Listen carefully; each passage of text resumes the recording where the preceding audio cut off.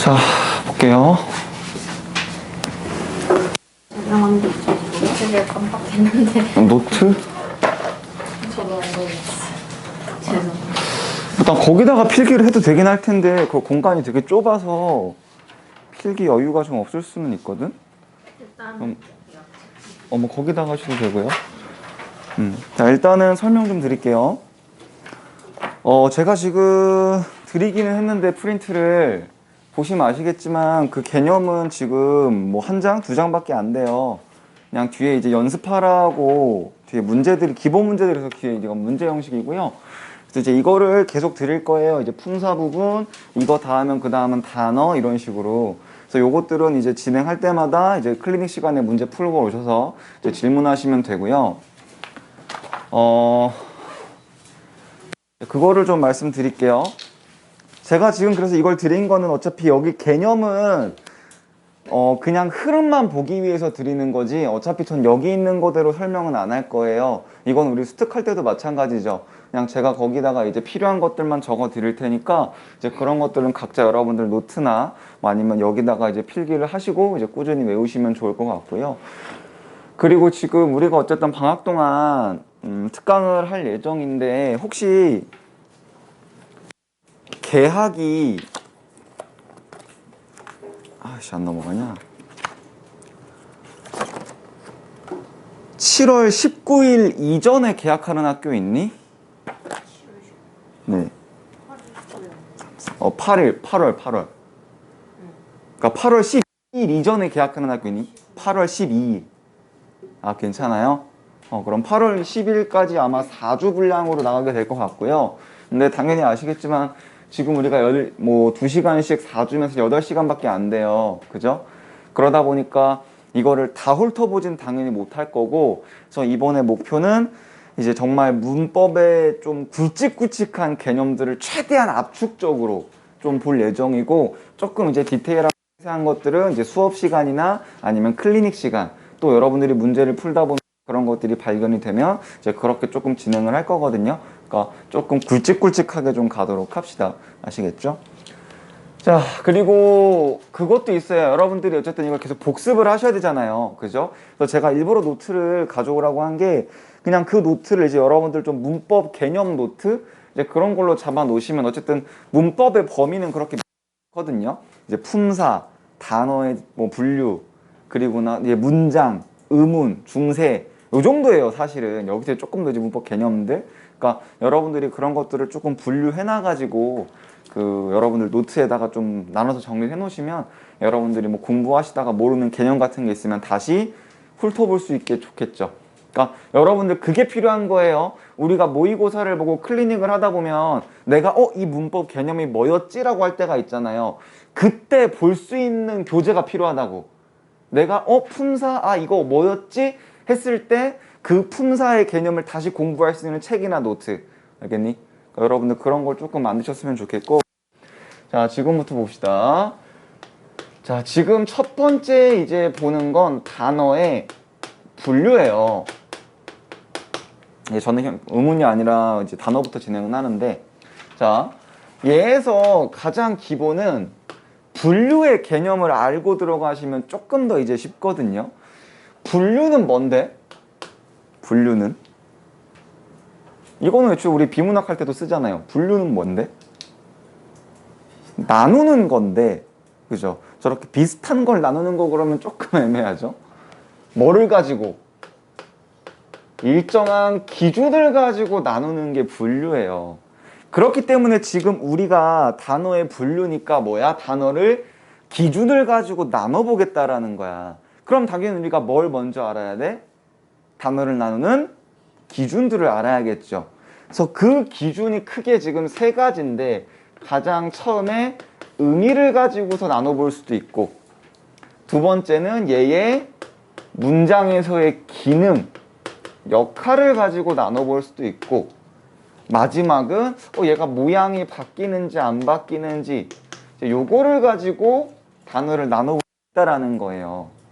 오케이? 그렇기 때문에 여러분들이 요거를 모르기 때문에 가장 헷갈리는 게 뭐예요? 관형, 사랑, 관형, 어는 뭐가 달라? 이랬을 때 대답을 못하는 이유가 여기서부터 깨져 있는 거야, 사실은. 알겠니? 그래서 문법은 단계별이기 때문에 여러분들이 앞부분을 이해를 못하시면 뒤에 설명은 당연히 이해를 못해요. 그러니까 이런 용어들은 다 외우고 계셔야 될 거고. 자, 그럼 이제 이 의미를 먼저 갈 텐데, 자, 우리 품사 몇 개니? 한국말 9개죠? 9품사죠? 8품사 죽여버릴 겁니다. 저렇게 8품사라고 당당하게 얘기할 수 있는 영어가 8품사이기 때문에 그렇죠. 양키 고홈. 자, 일단은 뭐 있니? 명사 있고요, 대명사 있고요, 수사 있고요, 동사 있고요, 형용사 있고요, 관형사 있고요, 부사 있고요, 조사 있고요, 감탄사 있죠. 오케이. 자, 그랬을 때 우리가 이제 뭐야? 이렇게 무슨 사로 끝나는 친구들은 뭐를 가지고 단어를 나눠본 거야? 의미를 가지고 나눠본 거라고요. 아, 그 단어가 어떤 대상의 이름을 가지고 있네? 뭐 책상, 이건 책상이 아니잖아. 교탁, 책상, 분필, 이런 것들은 그런 명사구나. 근데 이런 명사를 대신해주는 아이들이 있네. 뭐 나, 너, 뭐 그, 그런 것들은 대명사라고 하자. 숫자는 수사, 동작의 의미를 가지면 동사, 또 어떤 상태나 상태나 성질을 나타내는 의미의 형용사. 알겠니? 다만 의미는 거의 얘까지예요. 얘네들은 의미로 보기는 조금 애매합니다. 오케이? 자, 이게 그럼 일단은 무슨 사의 개념이라고. 그럼 당연히 우리 이제 그 다음에 뭐를 가지고 분석해 볼 거야? 얘네들이 문장에서 어떤 역할을 하는 단어들인가 봤더니, 자, 주로 어때요? 이 명사와 대명사와 수사, 이 친구들은 주로 무슨 역할을 해요? 주어나 목적어 역할을 주로 하더라는 거야. 그래서 얘네들을 묶어서 뭐라고 해요? 얘네들은 이제 주어랑 목적어는 어떤 문장의 뼈대를 이루는, 몸을 이루는 애들이구나. 그러니까 얘들을 체언이라고 얘기를 하는 거예요. 근데 그리고 얘네 둘을 묶어봤더니 얘네들은 주로 무슨 역할을 하더라? 문장에서 주로 서술어의 역할을 하더라. 그래서 얘네들을 뭐라고 얘기자 묶어서 얘네들은 이제 문장에서 사용되는 언어다. 그래서 용언이라고 얘기를 하자. 자, 그리고 나서 얘네들을 묶었더니 얘네들은 주로 꾸며주는 수식어의 기능을 하더라는 거야. 그래서 얘네들은 묶어서 뭐라고 얘기를 하자? 수식언이라고 이야기를 하자라는 거예요. 오케이. 그래서 핵심은 일단 얘입니다. 사실 조사랑 감탄사는 이렇게 부르는 것 자체가 그렇게 시험 문제로 다뤄지지는 않아요. 이제 뭐 조사 같은 경우는 이제 단어와 단어 사이에 관계를 만들어주니까 관계언이라고 얘기를 하고, 감탄사는 혼자 쓸 수 있으니까 독립언이라고 얘기를 하는데요. 얘네들은 이제 따로 뭐 그렇게 다뤄지진 않기 때문에 중요하게 보시지 않아도 되고. 오케이. 자, 그럼 여기까지 봤을 때 이제 우리가 알 수 있는 건 뭐란 얘기야? 무슨 어라고 끝나는 거는 어떤 개념이다? 문장 성분에서의 개념이구나. 문장 성분에서 어떤 기능을 하는지, 뭐 주어 역할을 하는지, 뭐 이 개념이구나.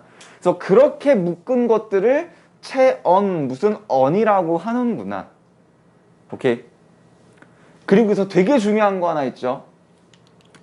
자, 관형사의 기능은 뭐예요? 체언을 꾸미는 거고, 부사의 기능은 용언을 꾸미는 거죠. 이런 규칙을 모르고 들어가시면 이제 답이 안 나와요. 문법은 철저하게 규칙 가지고 해결하셔야 되거든요. 그리고 이 수식어가 그래서 두 개로 나뉘는 거죠. 체언을 꾸며주면 얘는 무슨 어? 관형어라고 얘기를 하는 거고, 그 용언을 꾸며주면 얘는 무슨 어? 부사어라고 얘기를 하는 거죠. 오케이? 그렇기 때문에 이제 우리는 안다라는 거지. 아, 관형사와 관형어의 차이는 얘를 품사 개념, 단어 개념으로 볼 것인지 아니면 문장 성분 개념으로 볼 것인지 이 차이인 거라고요. 알겠니? 근데 아예 문법의 기초가 무너져 있는 친구들한테 물어보면 야, 관형사랑 관형어랑 뭐가 달라? 요러는 순간 이미 그건 모르는 거라고 대답이 나와도. 알겠니? 그래서 이런 기초적인 것부터 여러분들이 잡아 가셔야 뒤에도 이해가 됩니다. 그러니까 문법이 어려운 이유가 이런 것 때문이거든요. 똑같은 문장인데 어떨 때는 쌤이 뭐 관형사라고 얘기를 하고 어떨 때는 관형어라고 얘기를 한단 말이야. 근데 그게 뭐라는 얘기야? 문제에서 요구하는 게 단어 개념이냐 품사 개념인가의 차이 나는 거야. 같은 말이죠, 이건. 단어 개념이냐 문장 개념이냐에 물어보는 거라고. 오케이? 근데 이런 것들이 여러분들이 안 잡혀 있으면 뒤에 어떻게 문제 설명을 해도 못 따라오기 때문에 요것들 중에 다 달달달달 외우셔야 됩니다. 아시겠죠? 자, 그리고 이제 여기서 한 가지만 더. 자, 이제 품사의 구분 방법이거든요. 그러니까 여러분들이 뭐 국어 학자도 아니고 뭐 저부터도 그렇고 세상에 모든 단어들의 품사를 우리가 외울 수는 없단 말이야. 그지? 영어도 마찬가지잖아. 근데 분명히 그 단어의 품사를 물어보는 건 시험에 나와요. 그렇기 때문에 우리가 처음 보는 품사여도 대략적으로 아 이거는 단어에도 어떤 품사겠구나 라는 걸 추측은 할 수가 있거든. 일단 첫 번째, 얘가 뭐가 될 수 있는지 보냐면 얘가 서술어가 될 수 있는지 아닌지를 찾아요. 이거는 쉽죠. 예를 들어서 만약에 뭐 밥이라는 단어가 우리가 예를 들어 모른다고 칩시다. 처음 보는 단어야. 그러면 만들어 보는 거야. 우리 밥? 내일 밥? 모레 밥? 안 되죠. 그러면 아 얘는 서술어가 아니겠구나. 오케이? 근데 만약에 얘가 이제 서술어가 맞다면 그 다음 뭐를 고민해야 돼? 얘가 동사인지 형용사인지 구분을 하셔야 될 거예요. 동사와 형용사를 구분하는 건 동사 부분에서 할 겁니다. 이거 되게 중요한 거예요. 됐니? 자, 그리고 두 번째, 얘 그럼 서술어가 아니네. 그럼 뭔지 확인을 해봐요. 얘가 체언인지 아닌지 확인을 해봐요. 그러면 얘가 체언인지 아닌지 확인을 하는 방법은 뭐겠어? 얘 뒤에 뭐가 붙을 수 있는지, 조사가 붙을 수 있는지 아닌지를 확인해 봐야겠죠. 오케이. 그럼 밥 같은 경우 보면 밥이, 밥을, 밥은 붙네? 그럼 얘는 뭐란 얘기야? 체언이란 얘기죠. 오케이. 그러면 명사, 대명사, 수사인데 뭐 수사 아니고 뭐 대명사도 아닐 거니까 명사겠구나. 이런 식으로 갈 수가 있겠죠. 오케이. 자, 근데 그럼 얘 체언도 아니야. 얘가 지금 체언도 아니야. 그럼 남은 건 이제 뭐야? 어차피 이거 지금 싹 이거 다 아니신 거잖아. 근데 설마 조사를 모르진 않을 거 아니야. 조사는 거꾸로지. 조사는 뭐디 체언 뒤에 붙여봤을 때 말이 되면 되는 거고. 아니면 감탄사야. 이것도 뭐 혼자 쓸 수 있는 거니까 상관없을 거고. 그럼 결국 얘는 뭐란 얘기야? 관형사 아니면 부사란 얘기라고. 그럼 어떻게 구분해? 얘가 체언을 붙여보던지 뒤에 용언을 붙여보던지 그랬을 때 어울리는 거랑 가져가시면 되겠죠. 알겠니? 그러니까 딱 진짜 요 순서야. 요 순서 들어가면 낯선 것도 대강 확인이 돼요. 물론 이러려면 여러분들이 어휘력이 좀 되긴 해야 돼. 내가 이것저것 만들어야 되기 때문에. 그래서 예를 들어서 예전에 한번 나왔던 게 이제 낯빛이었거든요. 낯빛? 이게 이제 합성어냐 파생어냐를 묻는 거였어. 그래서 이 낯이 이제 접사냐 어근이냐 이건 나중에 설명 한번 할게요. 이거를 물어보는 거였는데 얘가 이제 어근을 못 잡았단 말이야. 그러니까 이것도 똑같은 거야. 낯이 어근이 되려면 하나의 품사여야 되는 거거든. 물론 어근은 나중에 설명할 겁니다. 그러면 우리 낯 내일 낯 안 되네. 근데 낯이 안 좋다. 낯을 가리다. 조사가 붙네. 그럼 이 낯은 체언류구나. 근데 대명사랑 수사는 아니니까 명사구나. 이런 식으로 갈 수가 있는 거라고요. 아니면은 어저께 클리닉 때 했던 건데 으로서는 뭘까? 으로서. 으로서. 힘 뭘까? 그렇죠. 똑같은 거라고. 일단은 체어는 뭐 서술은 당연히 아니겠지. 그지? 우리 으로서 내 이로서 안 되잖아. 근데 앞에다가 그럼 얘는 근데 뭐야 체언인지는 뒤에 조사를 붙여야 돼. 으로서 뒤에 으로서 이 으로서가 이런 건 아닐 거 아니야. 근데 문제는 앞에 지금 체언이 붙어 안 붙어? 안 붙어? 그죠? 학생으로서 선생으로서 뭐 짐승으로서 붙네? 그럼 이 으로서는 뭐라는 거야? 조사라는 거라고. 알겠니? 그러니까 여러분들이 철저하게 이 순서와 문법의 규칙들, 체언 뒤에는 조사가 붙고 관형사는 체언을 꾸미고 부사는 용언을 꾸미고 조사는 체언 뒤에 붙고 요것들만 확실하게 외우고 계시면, 그리고 이제 여러분들 조금 어휘력만 바탕이 되면 어지간한 낯선 단어들이 나와도 품사는 찾을 수가 있다고요. 오케이? 그러니까 여러분들이 이런 것들은 기본적으로 외우셔야 되는 거고, 다만 이게 외운다라는 걸 여러분들이 착각하시면 안 돼요. 이거를 보고 생각을 하면 늦어. 그러니까 여러분들 예를 들어서 뭐 수학으로 따지면 너희들 나중에 근해 공식 같은 거 막 생각하면서 푸니? 근해 공식이 뭐였더라, 뭐 a 플러스 b분의 뭐 2a제곱 이런 거 막 뭐였더라 이러면 생각하면서 푸니? 아니지. 너희 아니면 피타고라스의 정리 외워서 적용해? 피타고라스의 정리 그게 그치 a 제곱 아니야 b제곱은 c제 이거다 이러면서 해? 아니죠. 요것도 마찬가지라고요. 그래서 제가 처음에 관형사랑 관형어랑 뭐가 달라 그랬을 때 이러면 틀린 거라고. 그러면 시간 내에 못 푼다고. 그럴 거면 화작하는 게 낫다고. 엄매를 하는 가장 중요한 이유는 우리가 시간 세이브 하려는 것도 목적도 되게 있잖아요. 표준 점수의 차이도 있지만, 그러면은 이거 무슨 이럴 거면 시간 세이브 어디서 할 거야? 오케이? 그러니까 이런 것들을 달달달달달달 외우고 계셔서 그냥 바로바로 써먹을 수 있어야 됩니다. 고민하지 마시고. 오케이? 그래서 요게 일단 품사의 대략적인 개념이고요. 그럼 우리가 이제 기능까지 봤거든요. 남은 건 형태인데 솔직히 형태는 비중이 좀 낮기 때문에 넘어가도록 할게요. 형태 같은 경우는 얘만 이제 모양이 바뀌죠. 그죠? 얘만 모양이 바뀌고 여기에 뭐 추가적으로 해석해서 2다까지 바뀌고 나머지는 싹 다 모양이 안 바뀌는 친구들인데, 이 형태 같은 경우는 조금 시험 문제 비중이 떨어지니까 이번 특강에서 넘어가도록 하고요. 자, 그러면 지금 86쪽을 일단 다 한 겁니다. 오케이? 그래서 86쪽에 뭐 대략적인 설명이 됐고, 그리고 그 뒷장을 보시면 이제 조금 더 세부적으로 명사에서 조금 더 봐야 될 것들, 뭐 동사에서 조금 더 봐야 되는 것들, 뭐 이제 그런 것들이 있어서 그런 것들 위주로 좀 보도록 할 겁니다. 조금만 지우고 갈게요.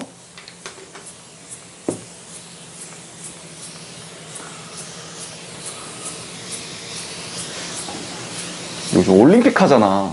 이제 할 거잖아? 근데 이게 참 웃겨. 일본이 왜 그렇게까지 됐나 싶더라. 그러니까 여러분들은 모르겠지만 뭐 지금도 사실은 세계적으로 일본 하면은 약간 알아주는 나라고, 저 어릴 때만 해도 진짜 선진국 중에 선진국이었거든요. 근데 이번에 올림픽 준비하는 거 보니까 걔네 왜 그렇게까지 됐는지 모르겠더라. 막 골판지로 침대 만들고, 뭐 이번에 수영 대회 하는 데는 뭐 지금 막 우물 떠돌아다니는 막 그런 데다가 지금 한다 그러고, 심지어 그래놓고 자기네 그 일본 선수 중에 또 다도 아니야. 일본 선수 중에 또 잘 나가는 메달 딸 것 같은 애들은 일부러 그 근처에 호텔 잡아주고 그 올림픽 선수 숙소가 아니야. 그래놓고 막 우리나라가 밥 안 먹는 그 도시락 챙겨주니까 뭐라 그러다가 미국도 그러고 있거든요. 미국도 다 택배로 배달 와가지고 하니까 걔네들은 미국은 그럴 수 있다 그러고 있고. 진짜 참 어떻게 그렇게까지 됐을까. 물론 제가 뭐 일본을 좋아하고 싫어하고 이런 건 아닌데 그 정도는 아니었는데, 저 어릴 때만 해도 진짜 잘 나가는 나라였는데 갑자기 전 세계적으로 조롱거리가 돼버려가지고. 자, 아무튼 봅시다. 자, 거기 이제 체온의 뭐 특성 이런 것들은 이제 다음 주 클린 때까지 한번 읽어보시고요. 때 보시면 체온의 종류에 이제 뭐 고유명사, 보통명사, 추상명사 이런 것들은 제끼고 밑에 이제 자립명사와 의존명사인데, 그러니까 제낀다라는 건 제가 아예 안 나온다는 게 아니에요. 이제 비중이 낮으니까 지금은 압축적으로 하기 위해 넘어간다는 얘기예요. 이제 밑에 의존명사 같은 경우는 좀 시험 문제 많이 나와서 볼 필요가 있어요. 이제 얘는 이제 의존명사랑 이제 조사랑 구분하는 게 시험 문제에 나올 거거든요. 근데 이렇게 물어보는 게, 이건 모르셔도 돼요. 이게 이제 품사 통용 문제예요. 그리고 품사에선 이 품사 통용 문제가 진짜 태반이야. 이 품사 통용은 뭐냐면 같은 모양인데 품사가 다른 거거든요. 그래서 이것도 보면 지금 의존명사와 조사가 모양이 같아. 예를 들면 이런 거예요. 너대로, 너만큼, 아니면 뭐 한만큼. 이거 하나 빼먹었네. 뭐 한대로. 여기 지금 대로와 만큼이 같잖아. 그지? 근데 저거 두 개가 하나는 의존명사고 하나는 조사란 얘기야. 오케이? 그럼 당연히 우린 이거 뜻으로 지금 구분되니?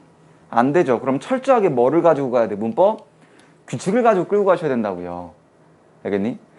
자, 그랬을 때, 자, 이게 규칙이야. 의존명사라는 거는 혼자 쓸 수 없는 명사를 얘기하는 거거든요. 그러니까 일부러 제가 앞을 비워뒀죠. 그죠? 그러면 얘는 의존명사이기 때문에 반드시 앞에 뭐의 도움을 받는다라는 거야? 얘를 꾸며주는 관형, 사라고 보통 대답이 나올 수 있겠죠. 근데 이제 관형, 어의 개념이 나오셔야 되는 거예요. 요 관형어는 이제 문장 성분에서 다루는 거긴 한데 얘는 조금 일찍 다룰게요. 오케이? 자, 그리고 그럼 당연히 조사 앞에는 뭐가 붙어야겠니? 체언이 붙어야겠죠. 그러면 자연스럽게 관형어와 의존명사는 각각 단어와 단어니까 띄었어야 될 거고, 체언과 조사는 조사니까 붙였어야겠죠. 오케이? 이렇게 띄어쓰기로 구분할 수도 있고, 이게 체언이냐 관형어냐의 차이로도 볼 수 있다라는 거. 됐니? 자, 그러면 여기서 우리가 조금 더 들어가야 되는 게, 우리가 아까 얘기했죠. 부러졌다. 관형사는 단어, 품사 개념이고, 관형어는 문장에서의 역할 개념이라고 우리가 구분을 했단 말이야. 그러면 대체 이 문장에서 관형사의 역할을 할 수 있는 친구들이 어떤 친구들이 있냐라는 걸 좀 보자라는 거야. 오케이? 일단 첫 번째, 뭐는 무조건 관형어겠니? 관형사는 무조건 관형어가 될 수밖에 없죠. 애초에 얘는 그냥 태생 자체가 체온을 꾸며주려고 태어난 애니까. 그죠?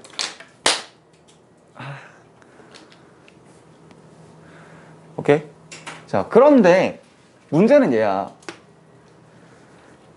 우리 그 영어도 똑같잖아. 영어도 동사가 무조건 서술어의 역할만 하나?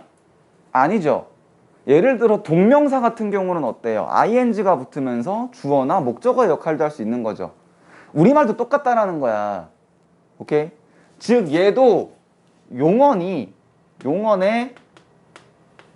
어간에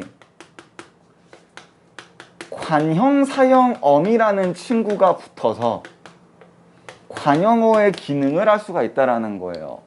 근데 관형, 사형, 어미는 주로 뭐 는, 뭐 던, 아니면 뭐 을. 얘는 근데 좀 되게 많아요. 이제 이런 정도가 얘기를 하는데, 자, 예를 들면 이런 거예요. 자, 예쁜 누나를 볼게요. 예쁜 누나. 예쁜의 품사는 뭐니? 품사. 형용사죠. 예쁘다가 기본형이잖아. 그러니까 동사 용언 쪽은 항상 기본형을 좀 생각을 하셔야 돼요. 오케이? 그런데 이게 지금 문장에서 하는 역할은 뭐야? 그렇죠. 누나를 꾸며주고 있죠. 근데 누나는 명사죠. 오케이? 그러니까 형용사인데 관형사의 역할을 하고 있네. 그럼 얘는 문장에서 뭐라고 한다? 관형어라고 얘기를 할 수 있다라는 거예요. 오케이? 그러면 여기서 누가 니은이 관형어의 역할을 하게 도와주는 거죠.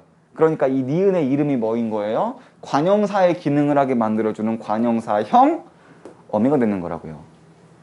오케이? 어렵지 않죠? 됐니? 다만 여러분들이 이걸 계속 어려워하는 이유는 뭐예요? 외우고 반복하지 않으니까. 솔직히 말하면 이거 중학교 때부터 한 거야. 그죠?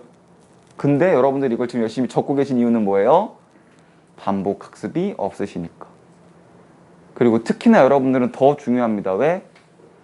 2학년 2학기 지금 엄매 안 하잖아. 보통 3학년 올라가서 엄매 하잖아. 그러니까 문법을 계속 또 안 보게 될 거라고.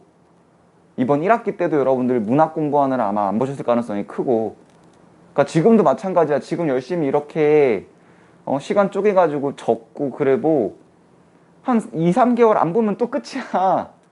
그러니까 꾸준히 계속 반복 외우셔야 됩니다. 꾸준히. 오케이? 자, 그러면 사실은 거의 얘는 이 의존명사랑 조사를 구분하는 거는 용언이냐 체언이냐를 구분하는 거랑 마찬가지예요. 알겠니? 동사류냐 아니면 명사류냐 이런 식으로. 여기서 조금 더 들어가면 이제 관형어니까 조금만 더 할게요. 한 가지가 더 있어요. 체언도 관형어의 기능이 될 수가 있거든요. 체언에 뭐가 붙으면 관형 격조사가 붙으면 얘가 체언이 될 수가 있어요.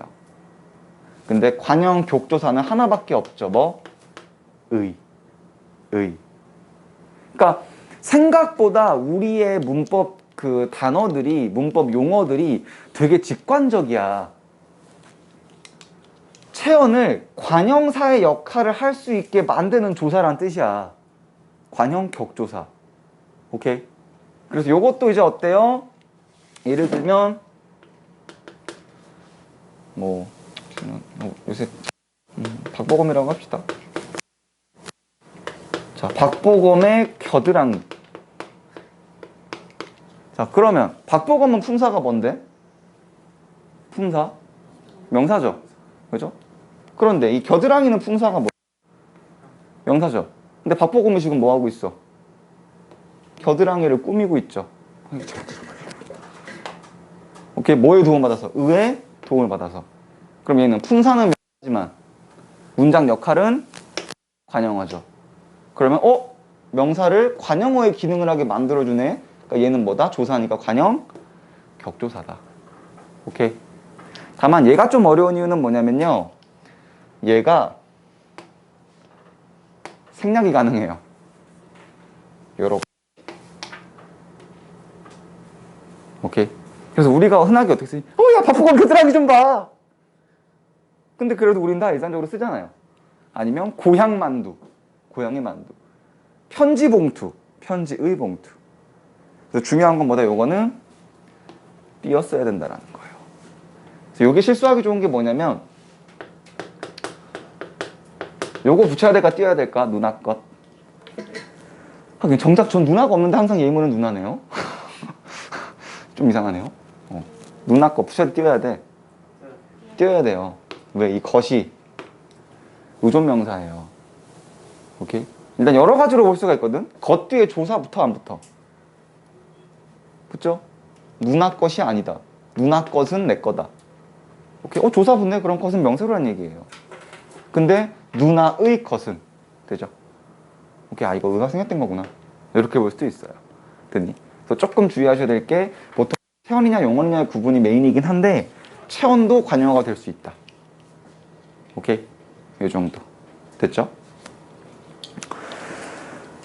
자, 그렇게 지금 이제 의존명사와 봤고요. 밑에 대명사 쪽은 뭐 다른 거 다 집어치우고 조금 놓치기 쉬운 게 3인칭에서 여기는 그게 안 써있네. 참네. 좀 짜친 거긴 한데 이 당신이 2인칭일 때랑 3인칭일 때랑 의미가 달라요. 2인칭일 때는 그냥 평칭이죠. 근데 3인칭일 때는 존칭이에요. 이거 가지고서 틀리는 친구들 좀 있거든요. 장난질도 쳐요. 요즘 당신을 3인칭으로 좀 안 쓰는 추세여서. 근데 이게 실제로도 저번 달인가? 국회에서 한번 이것 때문에 또 일이 있어가지고 이제 그 여자 국회의원 누구지? BJ 출신인데 아무튼 여자 국회의원이 있어요. 근데 이제 그 사람이랑 이제 다른 사람이랑 얘기하다가 이제 B가 뭐 당신께서 이렇게 얘기를 한 거야. 3인칭이잖아 당연히. 그게 갑자기 사람이 뭐? 당신? 어디다 대고 당신이야? 이러면서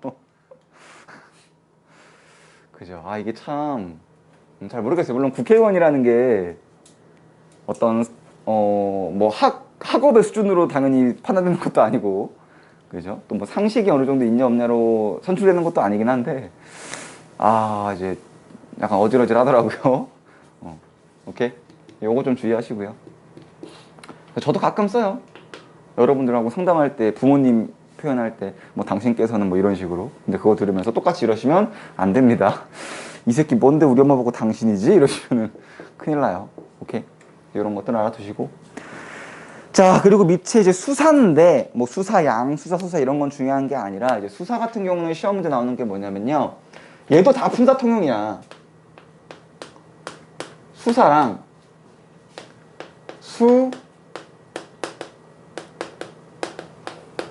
관형사를 구분하는 게 시험 문제로 나와요. 그럼 당연히 이것도 모양은 똑같거든. 뭐 예를 들면 이런 거예요.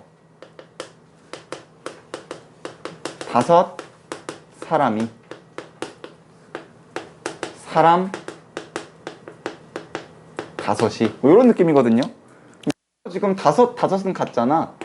이 두 개가 지금 다르다고 얘기를 하는 거예요. 그럼 당연히 이거 어떤 식으로 가야 돼? 문법 규칙을 가지고 가야 될 거라고요. 수사는 뒤에 뭐가 와야 돼? 조사가 올 수 있어야겠죠. 관형사는 뒤에 뭐가 와야 돼? 체온이 올 수 있어야 되겠죠. 그러면 5 뒤에 뭐 왔니 지금? 채워놨죠. 그럼 뭐란 얘기야? 관형사란 얘기고요. 자, 밑에 같은 경우는 뒤에 뭐 붙었어? 조사 붙었죠. 그럼 얘 뭐란 얘기예요? 수사란 얘기겠죠. 오케이. 다만 이렇게 하면 조금 이제 날카로운 친구들이 질문을 해요. 쌤, 5의 사람은 안 돼요? 이러면 이거 되는데요? 그럼 이거 체원 아니에요? 명사 아니에요? 요렇게 보는 학설도 있습니다. 그러니까 학자들 중에서 아예 수관형사를 인정을 안 하는 학자들이 좀 있어요. 그러니까 여러분은 이것까지는 기억하실 필요 없어요. 왜냐면 고등과정에서는 수관형사를 다 인정하는 학설로 공부를 하기 때문에. 오케이? 그래서 그렇게까지는 공부하실 필요 없습니다. 됐죠? 그래서 이 정도까지 봐두도록 하시고. 자, 그리고 밑에 보시면 이제 용언으로 들어갈 건데요.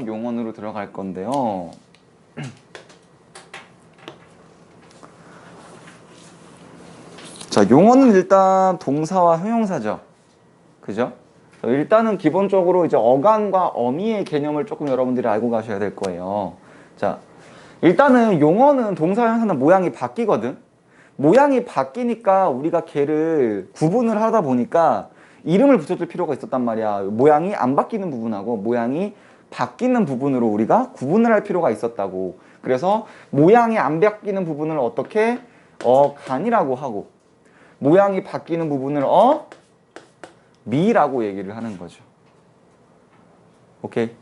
자, 그랬을 때 우리가 요 어간을 항상 잡는 게 좀 중요해요. 왜냐면 어간은 이제 안 바뀌는 부분이기 때문에. 그래서 요 어간을 잡는 방법은 2가지입니다. 첫 번째는 뭐? 내가 활용을 시켜보는 거예요. 활용이라는 건 뭐냐면요. 이제 용언을 내가 모양이 바뀌는 걸 문법에서 활용이라고 얘기해요. 이것도 모르시면 안 되는 개념입니다. 용언의 모양이 바뀌는 걸 활용이라고 얘기해요. 자, 슬슬 조금 느낌이 오시죠? 왜 앞부분에 개념이 깨져 있으면 뒤를 따라오기 힘든지. 제가 지금 이제 앞부분에 나왔던 개념들을 그냥 막 던지고 있죠. 막 용언의 뭐 활용, 용언이 모양이. 근데 여기서 용언이 내가 뭔지 모르고 한 단계 생각하는 시간이 필요하다면, 그럼 이미 나는 여기 수업하고 있다고. 그래서 문법이 어렵고 밀리는 거예요. 문법 수업을 들어도 모르겠고. 그러니까 바로바로 알아들을 수 있게 우리 용어 정리를 좀 하셔야 될 것 같고. 또 용언에 활용을 해보는 거예요. 예를 들어 먹다 같은 경우 보면 뭐 먹힘을 볼까요? 먹임을 볼까요? 그럼 이거 뭐 먹다, 먹고, 먹네, 먹으니, 먹자. 먹이 안 바뀌네. 그럼 얘는 먹이 어간이구나. 아니면 두 번째 뭐 기본형에서 다를 빼주면 그게 어간이에요. 기본형에서. 왜냐면 기본형이라는 것 자체가 플러스 다거든요. 그래서 그 단어를 다로 끝내본 다음에 그 다음에 다를 빼면 그게 어간이다. 오케이. 그래서 아이들이 기본이 안 잡히면 여기서부터 헷갈리는 거예요.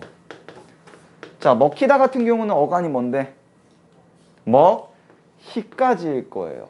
활용을 시켜보면 먹히다, 먹히고, 먹히네, 먹히자. 먹히까지가 안 바뀌네? 그럼 이거는 먹히가 어간이구나. 아니면 애초에 이거 기본형이 지금 먹히다죠? 그럼 다 빼면 먹히가 어간이겠구나.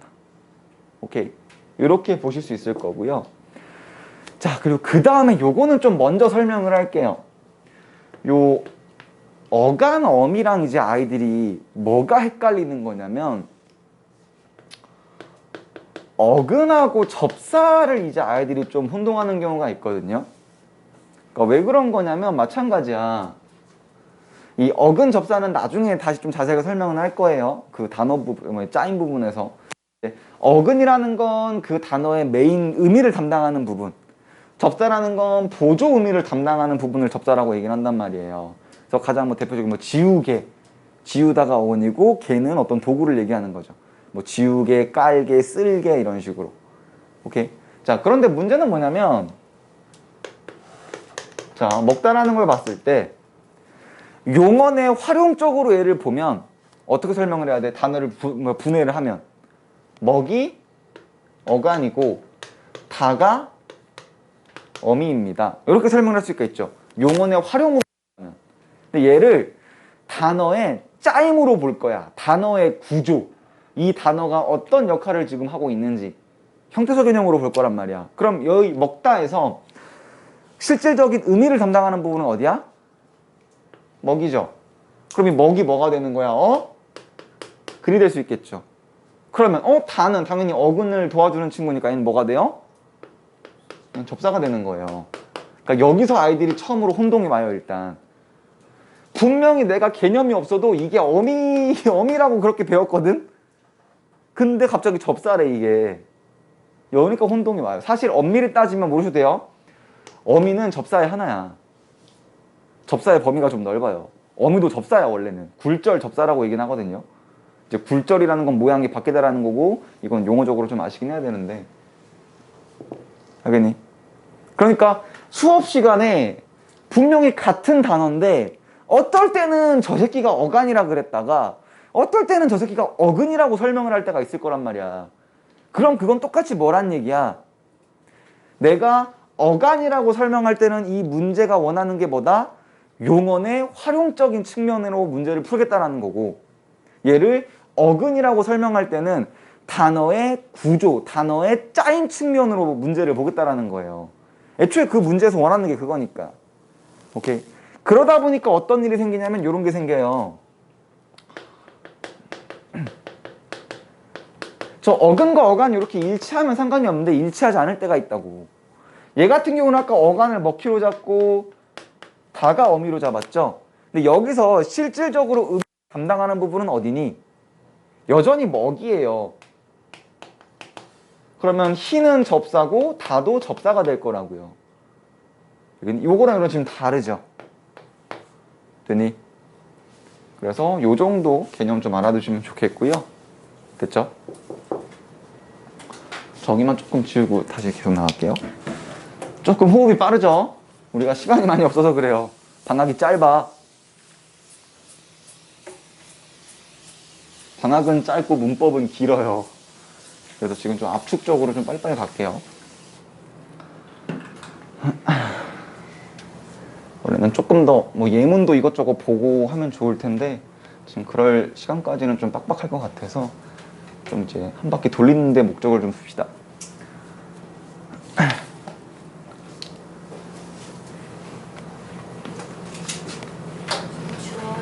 네, 알겠습니다.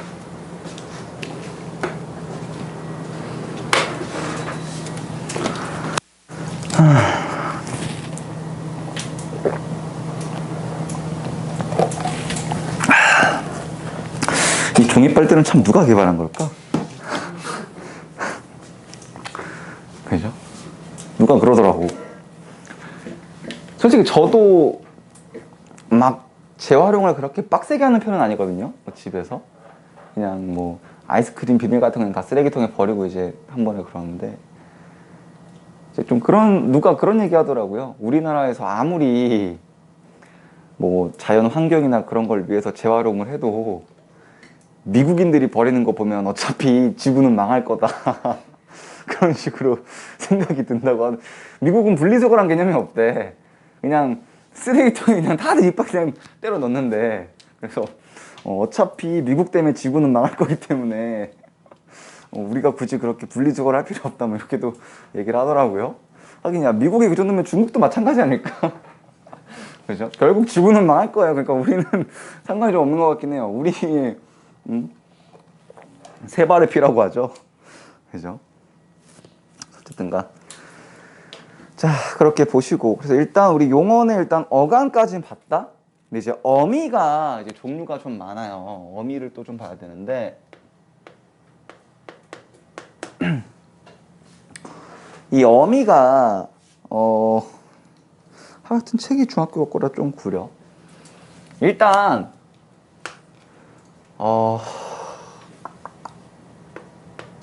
선어말 어미의 개념을 먼저 볼게요. 선어말 어미. 자, 일단 요 선어말 어미가 나오면 또 아이들이 조금 어려워해요.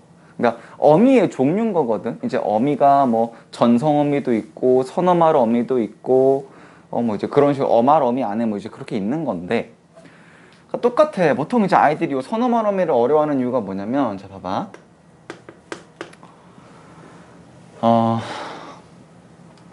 뭘 예를 들까? 계속 먹다로 봅시다. 아니다. 뭐 가다로 볼까요? 자, 가다를 봤다. 그러면 요 선어미는 결국 뭐냐면 얘는 뜻을 추가해 주려는 친구예요. 뜻을 추가해 주려는 친구. 예문 보고 다 요거 먼저 봅시다. 죄송합니다. 이 뜻을 추가해 주는 게 어떤 의미냐면 이거는 적으실 필요 없어요. 아니 뭐 그런다고 안 적는 것도 아니니까. 우리 전 세계 언어를 두 가지로 분류를 해보니까 굴절어 종류랑 이제 교착어 종류로 구분이 됐어. 근데 이제 교착이라는 거는 더하다라는 뜻이고 굴절이라는 건 아까 얘기했죠. 굴절은 아셔야 돼요. 문법적으로 굴절이라는 건 모양이 바뀌다라는 얘기예요. 근데 영어는 굴절어고 국어는 교착어에 들어갔단 말이야.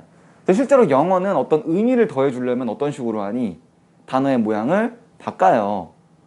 뭐 그래서 우리가 어려운 게 뭐야? 맨날 과거형, 과거 완료형 그 귀찮게 외우고 있잖아.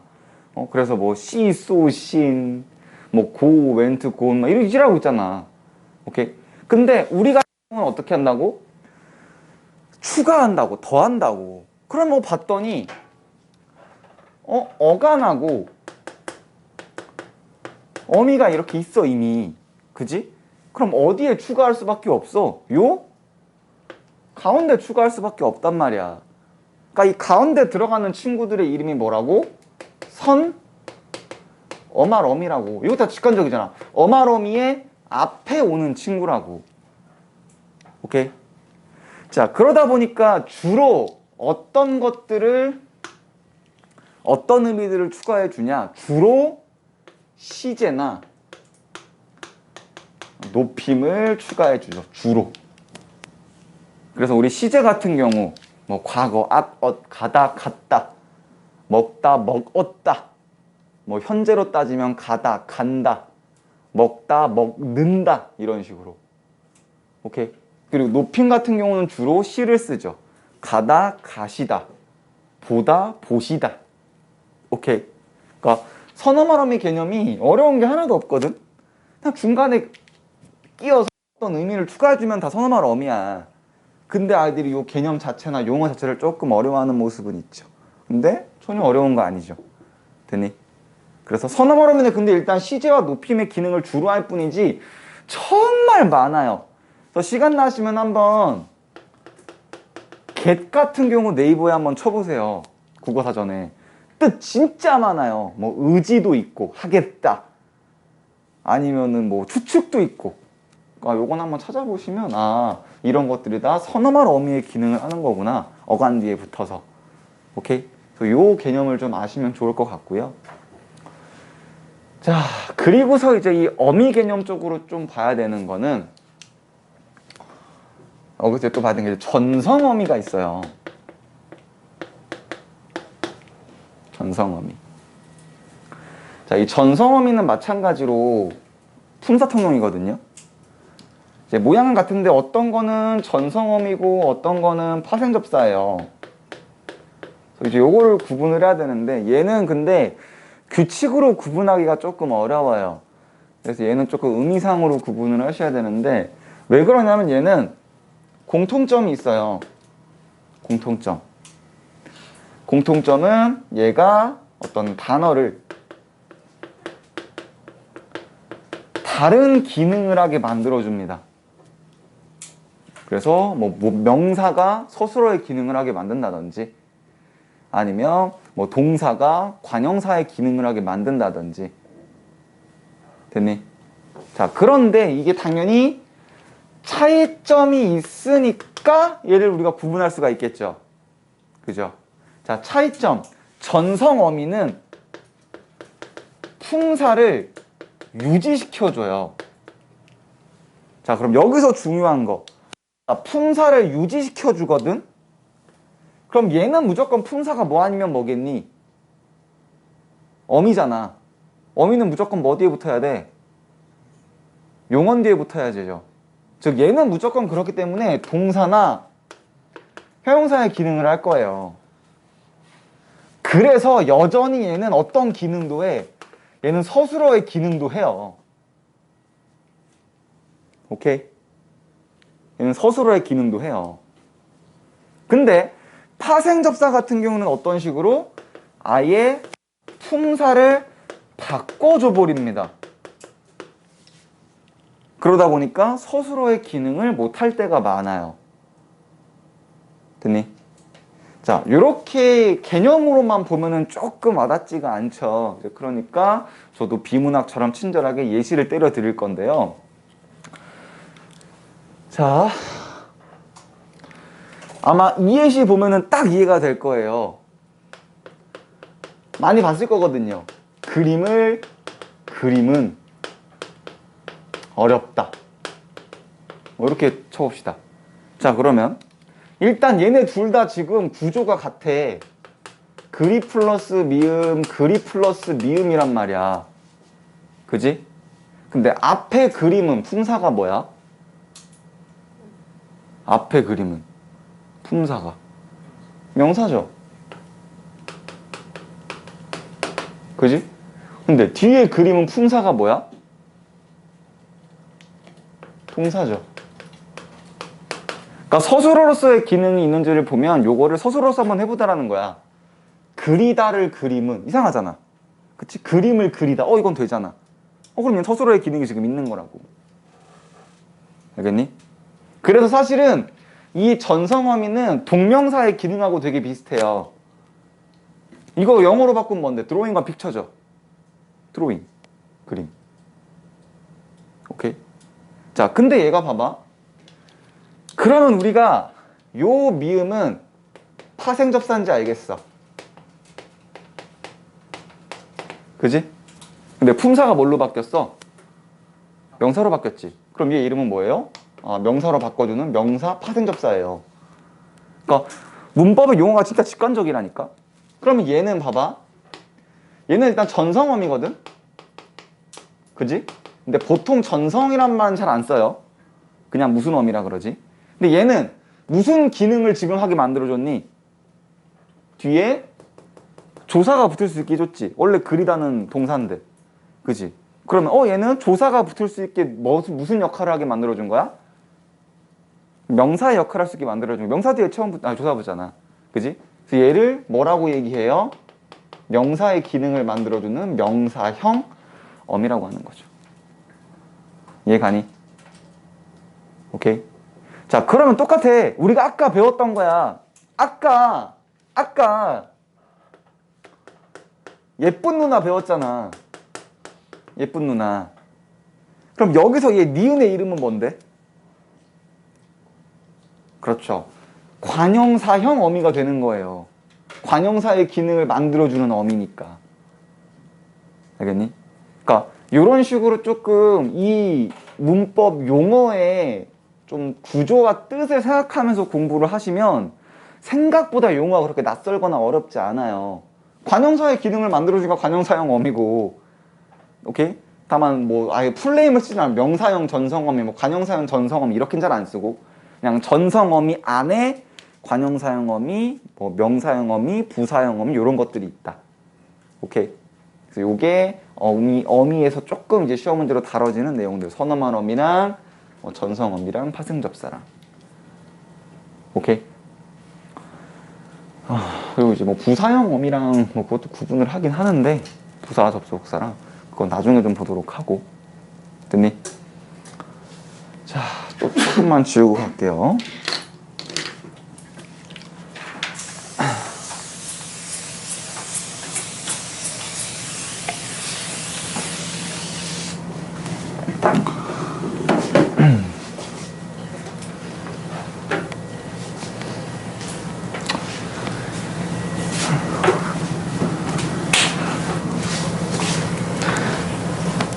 나중에는 이제 접속조사랑 부사격조사도 구분을 할 거거든요.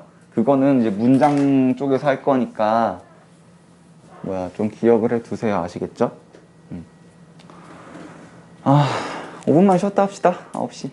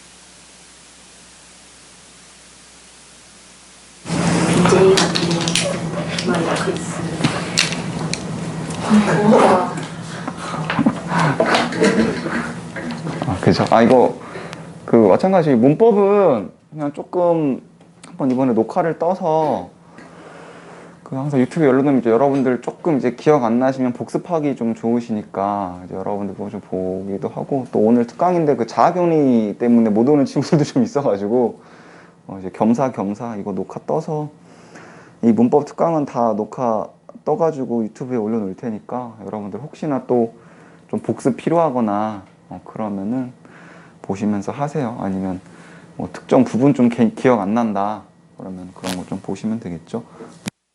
좀 기본 개념만 잡을 거라서 좀 디테일하진 않을 건데. 자, 이제 그 다음에 시험 문제에서 이제 많이 다뤄지는 게 동사랑 형용사를 구분을 하는 거거든요. 그러니까 저거 두 개가 구분하기가 분명히 좀 되게 까다로워요. 왜 그러냐면 저거 두 개는 아예 기능이 같잖아, 그지? 그리고 애초에 어간어미가 붙는 것도 같기 때문에 쟤네 둘은 구분법이 이제 조금 잘 알아두셔야 되는데, 일단 좀 쉬운 방법은 명령형을 만들어 보는 거죠. 명령형을. 근데 동사는 명령형이 되는데 형용사는 명령형이 안 되죠. 그죠? 그래서 예를 들어 건강하다 같은 경우 어간을 보면 건강해봐, 안 되죠. 그죠? 뭐 예쁘다 같은 경우도 예뻐봐, 안 되죠. 그죠? 그래서 이렇게 볼 수가 있을 텐데, 다만 요거는 그냥 사실 잊으시는 편이 좋아요. 왜냐면 고3 수준으로 가면 이거 가지고는 구분이 잘 안 되거든요. 안 되는 것들이 좀 있어요. 그래서 뭐를 가지고 보셔야 되냐면 현재형이 되냐 안 되냐로 보셔야 됩니다. 마찬가지 동사는 현재형이 되는데 형용사는 현재형이 안 돼요. 왜냐면 상태나 성질이기 때문에. 오케이. 그래서 실제로 기출로 나왔다가 애들 작살냈던 게 이 발따였거든요. 발따 같은 경우는 뭐야? 품사가 뭐야? 발따. 그냥 일반적으로 생각하면 형용사인 것 같아요. 그죠? 뭐 밝은 햇살 뭐 이런 것들은 뭐 지금 뭐 어간이 아니 뭐야 관형사용 어미가 붙은 거긴 한데, 뭐 상태나 형제 같잖아. 뭐 밝아봐 안 되니까, 그지? 근데 항상 중요한 게 뭐라고? 이래서 어휘력이 중요한 거라고. 저 발달을 동사로 쓸 수 있을까? 있어요. 그러니까 현재형으로 바꿔보라 그랬지. 현재형은 어차피 현재형어미 뭐라고? 니은이라고. 그럼 박는다. 박는다 가지고서 문장이 만들어지나? 날이 박는다. 되죠? 그럼 여기서의 발단은 뭐야? 동사란 얘기죠. 알겠니? 그래서 항상 이 동사 형사 구분은 뭐 가지고 하신다고요? 요 현재형 어미를 붙여보는 거죠. 그럼 아까 이 는의 이름이 뭐라고? 선어말 어미라고. 선어말 어미 중에 현재의 의미를 더해주니까 현재형 어미인 거라고. 그럼 과거의 의미를 들여주면 과거형 어미, 과거 선어말 어미. 그죠? 가다, 갔다. 우리 아까 했던 거잖아. 그래서 동사와 형용사 구분 잘 하셔야 됩니다. 요거는 아마 저번 주에 클리닉 했던 친구들도, 지문했던 친구들도 있는데, 똑같은 서술어의 기능이지만 아까 얘기했던 그 파생접사 있죠. 그래서 품사가 바뀌었는지 안 바뀌었는지. 근데 동사, 형용사는 품사를 이렇게 구분 안 하라 서술어 가지고 구분하면 구분이 안 돼요. 그렇기 때문에 요거를 조금 더 까다롭게 보셔야 될 겁니다. 됐니? 그래서 동사와 형용사의 구분까지 봤고요. 그러면 이제 용어는 요 정도로 된 것 같네요. 동우야, 뒤에 문 좀 닫자. 안에 사람이 있어도 상관은 없는데요. 제가 약간 결벽이 있어가지고 이상하게 그런 게 좀 있어요. 저는 제 방에 있을 때도 문 절대 안 열어놔. 어머니가 맨날 뭐라 그래요. 야, 더운데 좀 열어놓지. 열어놓고 가면 또 가면 쓱 닫고. 아니, 나쁜 짓 하는 건 아닌데 그냥 문이 열려 있으면 불안해. 심리적으로 이상하죠? 자, 그래서 요원까지 봤고요. 이제 밑에 같은 경우는 이제 관형사, 뭐 부사, 수식원 이런 친구들인데요. 88쪽이죠. 근데 뭐 여기 보시면 아시겠지만 이게 중등 문법 책이어가지고 개념 자체는 진짜 뭐 있는 게 없어. 되게 심플해. 그래서 제가 필요한 것들만 설명을 따로 드리는 거고. 그래서 뭐 수식어는 밑에 꾸며주고, 뭐 관형사, 뭐 지시관형사, 성상관형사, 수관형사 이런 것들은 좀 중요한 건 아니라는 거. 그리고 밑에 이제 부사 보시면 이제 부사는 뭐를 꾸며준다? 그죠? 용언을 꾸며준다. 오케이? 근데 거기서 이제 접속 부사가 나왔는데 뭐 여기서 나왔으니까 여기서 설명을 합시다. 이것도 분사 통용인데요.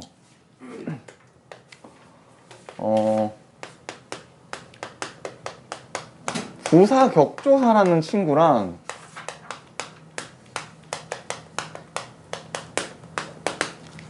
이제 접속 부사를 조금 구분을 할 필요가 있어요. 접속 부사를 좀 구분할 필요가 있는데, 그러니까 이 부사 격조사는 결국 뭐니? 얘는 역할이 뭐예요? 뭐 품사를 부사어로 만들어주는 역할을 한단 말이야. 오케이?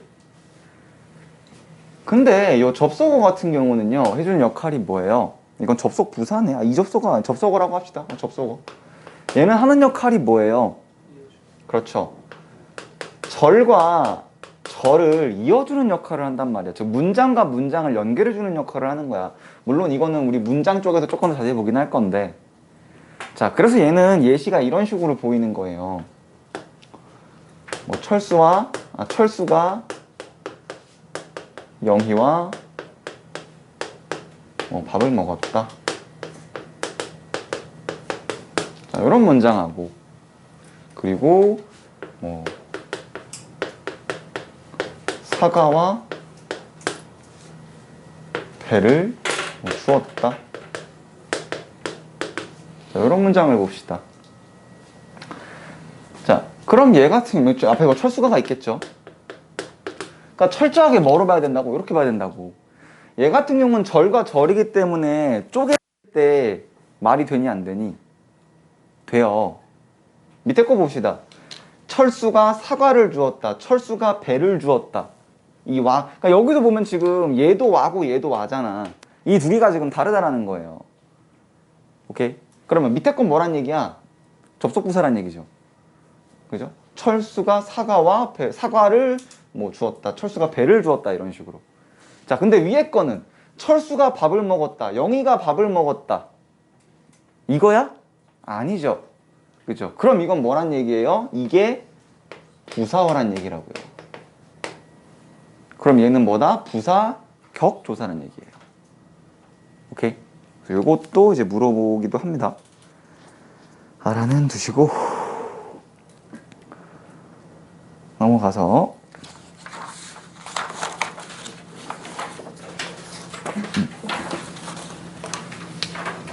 이거 접속 조사가 맞죠? 접속 부사가 아니라 89쪽 보시면은요, 맞나? 89쪽. 자, 이런 건 안 중요하긴 해요. 당연한 거 이제 자, 관형사와 대명사의 구분이라고 돼 있잖아. 그지? 근데 이것도 보면 자, 그는 선생님이다. 뒤에 뭐 붙었니? 조사 붙었죠. 그럼 이건 뭐야? 체언이니까 대명사라는 거고, 밑에 그 사람은 뒤에 뭐 붙었니? 사람, 명사 붙었죠. 그럼 여기서 그가 뭐란 얘기예요? 관형사란 얘기죠. 오케이? 그러니까 근데 만약에 이게 대명사랑 관형사랑 구분하는 거니까 그렇지만 이 그 자체가 헷갈릴 수가 있거든. 일단은 그럼 마찬가지야. 자, 그를 내가 지금 관형사인지 모르겠어. 그럼 어떤 순서로 따라가라고? 서술어인지 뭐라고? 내일 그, 오늘 그? 안 되네. 그럼 뒤에 조사 붙는지 보자고. 그 이 사람은, 그 는 사람은, 뭐 그와 사람은 안 되지. 그러면 이건 무조건 꾸며주는 말이야. 관형사 아니면 부사야. 그럼 얘가 뒤에 문장 중에 뭐랑 어울리는지를 보라고. 그 사람은 그 선생님이다. 얘는 그 사람이 더 어울리죠. 그러면 사람과 연결된 건데 사람은 명사니까 얘는 관형사겠구나. 이런 식으로. 오케이. 그리고 요거는 확실하게 잡아두셔야지 문장 성분 분석할 때도 이거 이렇게 써먹을 거예요. 알겠니? 그래서 요거 기억해 두시고. 그래서 밑에는 이제 관형사와 수사의 구분이죠. 그럼 밑에도 뭐 하나를 먹었다 뒤에 조사 붙었으니까 수사고, 한 사람이 뒤에 사람 붙었으니까 수 관형사겠죠. 됐니? 요런 거 잡아두시고. 그리고 밑에 뭐 관계연 밑에 보면 이제 조사죠. 조사 보시면 격조사가 뭐라고? 아까 얘기했듯이 어떤 역할을 만들어준 조사. 그러니까 단어의 나열은 그 기능을 만들어줄 수 없단 말이야. 예를 들어 나 밥 먹었다 이런 우리야 이해는 되지. 근데 나 뒤에 뭐 는이 붙어서 이제 주어가 되는 거 물론 이가가 붙어야 되는 거긴 한데, 그리고 밥 뒤에 을이 붙어서 목적어가 만들어지는 거죠. 그래서 보시면 이제 주격 조사는 이와 가 뭐 깨서도 있고, 목적격 조사가 을을, 관형격이 의, 부사격이 에에서 에게. 근데 중요한 게 복격 조사인데 요 보어는 나중에 한번 설명할게요. 이제 서술 그 문장 성분할 때 서술절 할 때 좀 중요하게 다뤄지는 거거든요. 복격 조사. 그래서 요거 알아두시고, 뭐 혹격 조사, 서술격 조사이다. 요 정도까지. 됐니? 그리고 밑에 뭐 접속 조사가 아까 얘기했던 거 맞아? 제가 이거 접속 아까 부분에서 접속 뭐 부사선 이게 접속 부사 아니라 접속 조사가 맞아요. 아시겠죠? 그래서 접속 조사 같은 경우는 두 개를 이어준다. 그래서 절 플러스 절인데 여기서는 이제 와, 과 이렇게 돼 있다. 자, 보조사 같은 경우는 조금 이제 여러분들이 보셔야 되는 게 뭐냐면, 보조사 같은 경우는요, 조사는 뜻이 있어 없어? 없죠. 근데 접사처럼 어떤 뜻을 더해주는 보조사들이 있어요. 이제 그런 아이들을 보조사라고 얘기하거든요.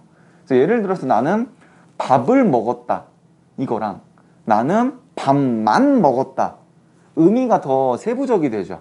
아니 나는 밥도 먹었다 이런 식으로, 이런 것들이 다 보조사가 되는 거예요. 근데 요 보조사가 붙으면 중요한 게 뭐냐면요, 요 보조사는 뭐를 대신할 수 있니? 격조사를 대신할 수가 있어요. 그렇기 때문에 아까 내가 뭐라 했어? 나는 밥을 먹었다지. 근데 이거를 나는 밥도 먹었다, 나는 밥만 먹었다 이런 식으로 바뀌죠. 그렇기 때문에 여러분들이 보조사가 들어간다고 해서 문장 성분이 바뀌는 건 아니다라는 게 중요한 거예요. 오케이? 그래서 이거 가지고 조금 실수를 많이 해요. 격조사가 생략돼 있거나, 격조사는 생략도 됩니다. 생략돼 있거나 아니면 보조사가 붙었을 때 문장 성분을 잘 못 잡거나 잘못 잡는 경우가 좀 생겨요. 목적어인데 을을이 없다고 목적어를 못 잡던가, 아니면 주어인데 뭐 만 이런 거 붙었다고 주어를 못 잡던가. 오케이? 그래서 보조사가 붙어 있으면은 이제 이거의 문장 성분이 뭐냐를 조금 잘 파악하시는 게 중요할 겁니다. 왜? 그러면 네. 보다도 보조사. 보다? 아, 뭐뭐 보다? 나는 너 보다. 이건 비교급이에요. 그쵸. 그렇게 되죠. 오케이. 그래서 뭐 요 정도 보시면 될 것 같고요. 여기 밑에 독립어는 뭐 감탄사긴 한데 감탄사 한번 읽어보세요. 얘는 뭐 시험 문제로 거의 나오는 경우가 없어서. 자, 이 정도 보시면 지금 우리가 뒤에 이제 형태소 있구나. 없죠. 이러면 지금 우리 품사 끝났죠. 그죠? 요게 일단 품사에서 조금 주로 시험에 나오는 것들을 조금 러프하게 한번 훑어본 거고요. 당연히 다음 주 클리닉 때 그거 다 풀어 오셔야겠죠. 그죠? 그리고 뽑아놓기를 잘했네. 확실히 지금 좀 바쁘긴 해요. 지금 되게 급하게 나가고 있는 거기는 해서.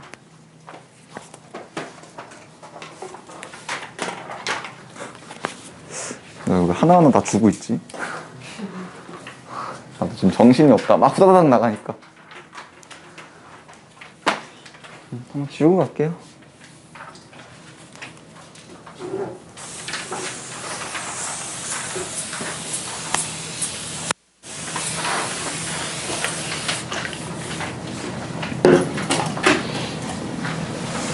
제 손목이 칠판도 되게 크게 무리를 주나 봐요. 약간 뿌듯했어. 제가 요즘 게임 많이 안 하거든요. 요즘 좀 현타가 와가지고 그냥 게임 안 하고 좀 쉬고 막 그러는데 주말 지나고 월요일인데 손목이 아픈 거야. 난 게임 열심히 안 했는데. 그래서 내가 게임 때문만 손목이 아픈 게 아니구나.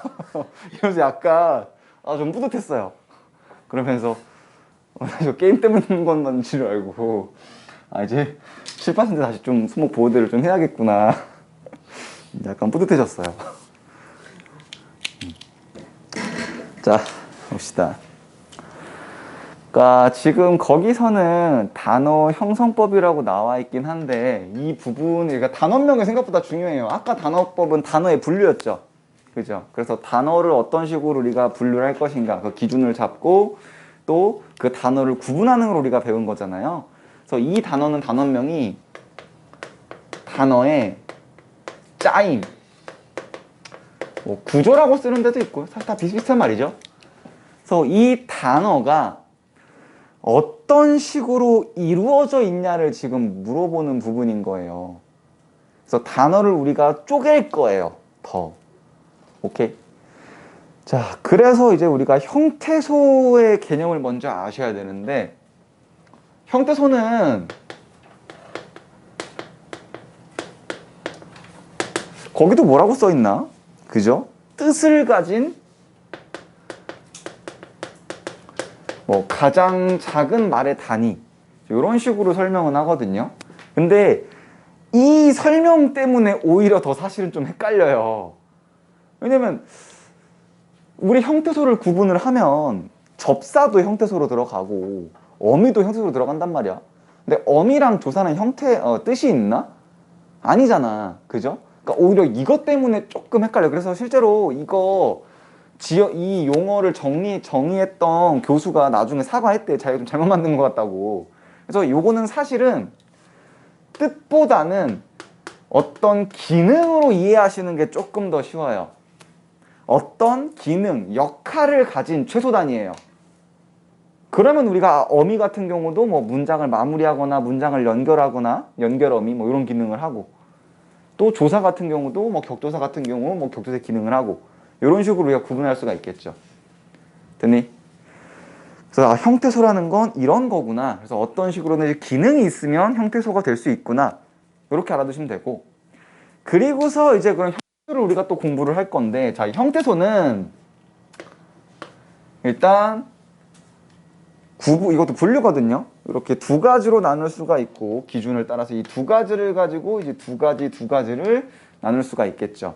그래서 처음에 실질 형태소와 의존 형태소로 구분할 수가 있을 거고 그 다음에 자립 형태소와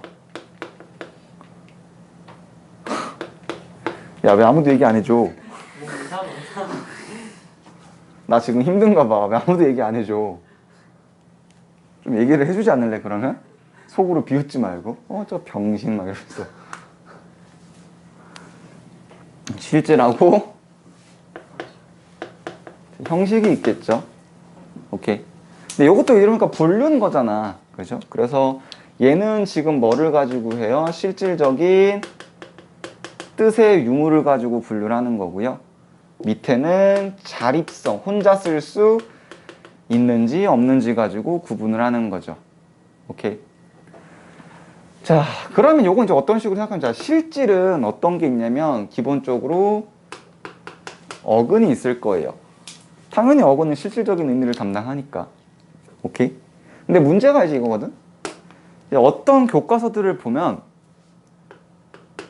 일부 어간이라는 말이 여러분들을 헷갈리게 해요. 일부 어간. 근데 우리 아까 어근과 어간의 개념을 배웠죠. 사실 이 일부 어간이라고 굳이 쓴 이유는 뭐야? 그러니까 이게 되게 웃긴 거야. 일부 어간이라는 말 쓸 필요가 없어. 그냥 어근만 쓰면 돼. 근데 하필 왜 일부 어간이라 그러는 거야? 어근하고 어간이 일치하는 단어들이 있지. 먹다 같은 경우. 근데 먹히다로 가면 일치하지 않지. 그것 때문에 이렇게 써놓은 거 사실 애초에 이건 단어의 짜임이니까 이 여간이란 말은 쓸 필요가 없는 거야. 근데 이런 것 때문에 여러분들이 되게 혼동이 돼요. 오케이? 다만 어간이라고 설명할 때는 그건 어떤 개념으로 보겠다라는 거다? 용언의 활용적인 측면으로 보겠다라는 거다. 오케이? 자, 그리고 그럼 이제 형식 같은 경우는 쉽죠? 어근의 짝꿍인 접사. 어간의 짝꿍인 어미. 그러니까 이것도 웃긴 거야. 어미라고 얘긴 하지만 이 어미도 뭐의 하나라 그래서 접사의 하나라고 사실은. 크게 보면. 됐니? 여기에다가 이제 하나 더해질 거거든요. 뭐? 품사지만 뜻이 없는 조사까지. 오케이? 그럼 이제 여기서 질문하는 게 이거거든요. 쌤, 접사는 뜻이 있지 않아요? 이게 뜻이 있고 없고라 그랬는데 접사는 뜻이 있지 않아요? 뭐 예를 들어 뭐 지우개 같은 경우 보면은 거기서의 개는 도구라는 의미를 가지고 있죠. 지우개, 지우는 도구, 쓸개, 쓰는 도구, 깔개, 까는 도구. 또 쌤, 조사 중에 보조사 같은 경우는 또 의미가 있지 않아요? 뭐 밥만 먹었다 해서 만도 어떤 의미를 더해주니까. 그러니까 그것 때문에 또 헷갈리거든요. 여기서의 뜻의 유무는 실질적인 뜻의 유무예요. 실질적인. 이게 무슨 말이냐면 얘가 이 단어에서 메인 의미를 담당할 수 있느냐야. 근데 접사나 조사 같은 경우는 메인 의미를 담당할 수 있니? 없죠. 접사가 예를 들어 개가 아까 했던 그 개 같은 경우 이제 도구라는 의미를 가지고 있다 그랬잖아. 그지? 그럼 예를 들어서 야 거기 그 개 좀 갖고 와. 그거. 이러면 안 되죠. 그죠? 메인이 될 수 없기 때문에 얘네들은 다 형식으로 들어가는 겁니다. 오케이? 그래서 형태소에서 실질과 형식은 당연히 구분할 줄 아셔야 되고요. 얘는 특히 의문에서 굉장히 중요합니다. 의문 변동에서. 왜냐면 의문 변동이 일어나는 기준, 이건 또 의문 변동에서 좀 자세하게 하겠지만 의문 변동이 일어나고 일어나지 않고의 기준이 실질이냐 형식이냐로 구분되는 경우가 좀 있어요. 그래서 사실은 제가 지금 품사 먼저 하는 거예요. 왜냐면 형태소 개념과 이런 개념이 의문 변동에서 나오거든요. 근데 그럼 의문을 먼저 해버리면 이걸 모르니까 애들이 또 그건 그거대로 못 따라가는 경우가 좀 생겨요. 그래서 저는 요거 먼저 하는 겁니다. 오케이? 근데 왜 그런지 모르겠는데 항상 모든 교과서는 다 의문이 앞에 있더라. 왜 그런지 모르겠어. 항상 의문 하다 보면은 다 거기서 막히는데. 자, 형태소가 하면 딱 이래. 자, 여기서 지금 뭐 이게 실질이잖아. 실질도시 그럼 애들 듣듯이 이러고 있어. 그러면 자, 실질도소가 뭐냐면 또 이런 식으로 설명하고 있단 말이야. 그래 놓고 또 다음 시험 때 가지고 형태소 설명을 다시 하겠죠, 단어. 자, 실질 이거 알지? 그러면 또 이러고 있죠. 의문할 때 한 거니까. 여러분들 조금 더 잘 해놓으시고. 그래서 자립은 쉬워요. 자립은 뭐만 내려가면 돼? 요 일부 어간만 밑으로 내려가면 되죠. 왜냐면 어간은 어근일지라도 혼자 쓸 수가 없죠. 먹다 해서 먹 혼자 쓸 수 없잖아. 우리 먹, 내일 먹, 같이 먹 안 되죠. 오케이? 그렇기 때문에 사실 이건 애초에 일부 어간이라고 말하는 거 제가 웃기긴 한데. 됐니? 그래서 이렇게 형태소를 정리하시면 될 거고요. 자, 그리고 우리가 이제 단어를 좀 봅시다. 단어.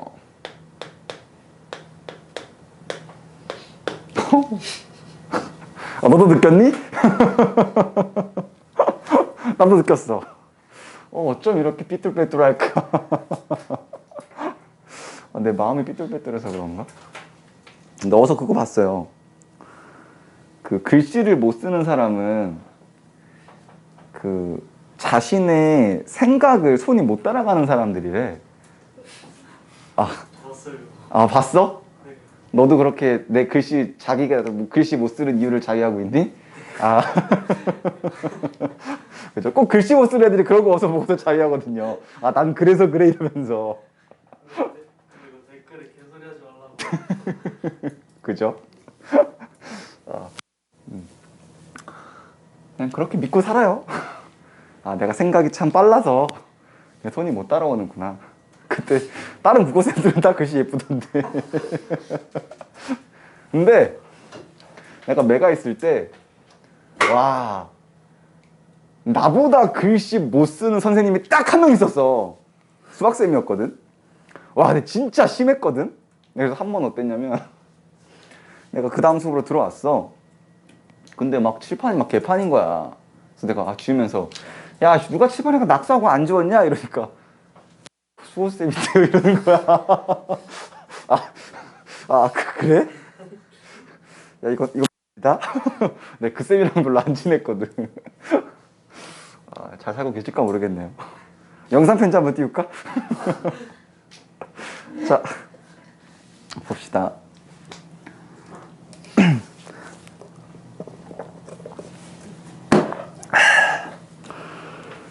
자, 이제 단어를 분류를 좀 하셔야 되는데, 단어는 일단 첫 번째 단일어와 복합어로 구분을 할 수가 있어요. 단일어는 그냥 딱 어근 하나짜리. 그러니까 얘는 더 이상 쪼갤 수가 없어요. 근데 복합어는 말 그대로 복합이야. 어근이 뭐 2개 이상이거나, 즉 쪼갤 수 있는 거야. 아니면 뭐 어근하고 접사의 결합이거나 이런 식으로. 얘기했죠? 어근이라는 거는 그 단어의 메인 의미를 담당하는 친구들, 접사라는 건 메인 의미는 담당할 수 없지만 어근에 붙어서 의미를 도와주는 친구들. 됐니? 자, 그래서 이 복합어를 우리가 두 가지로 나눠볼 수가 있겠죠? 얘를 이제 합성어와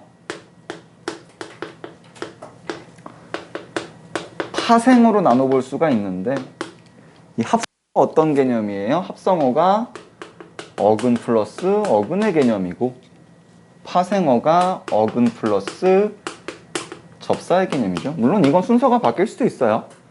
중요한 건 아니지만 접사가 앞에 있으면 머리를 써서 접두사, 얘가 끝에 있으면 꼬리를 써서 접미사라고 얘기는 하죠. 근데 보통 뭐 접두사 정말 중요한 건 아니고요. 오케이, 이렇게 구분을 할 수가 있을 건데, 요거는 이제 어쨌든 고3이니까 조금 더 설명은 합시다. 일단은 요 합성어냐 파생어냐를 물어보는 게 1차적으로 시험 문제는 많이 나와요. 근데 요거를 구분하려면 이제 어떻게 해야 되니? 첫 번째는 여러분들이 어휘적인 피지컬이 좋으면 상관없을 거예요. 그냥 이 단어가 명사다, 그럼 그냥 뭐 어근일 거니까. 기본적으로 어근은 품사죠, 품사. 그죠? 그러면서 이거는 그럼 어떤 식으로 또 이제 알 수가 있는 거야? 그러니까 요거거든요. 그때 아이들 많이 틀렸던 게 요거예요.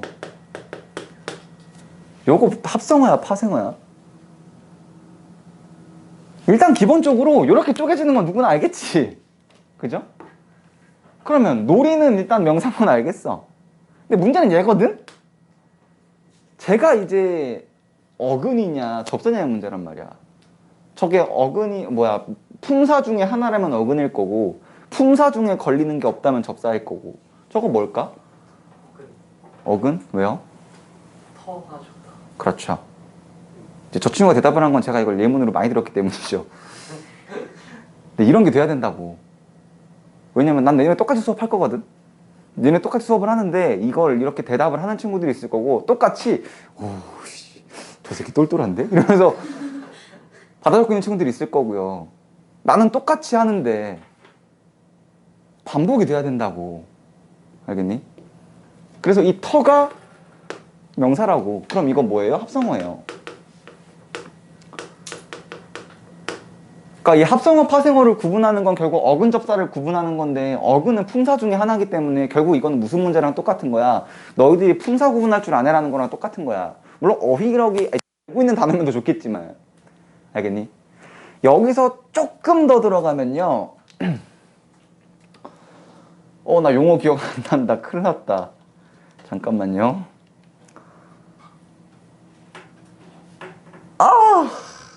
나도 요즘 1학기 문법 하느라 봐봐, 나도 이런다니까. 나도 많이 안 쓰는 것들은 지금 1학기 내내 문학하니까. 이게 이중 부정 성분인가? 이거 두 개 나누는 거 있는데, 독립 성분? 잠깐만요.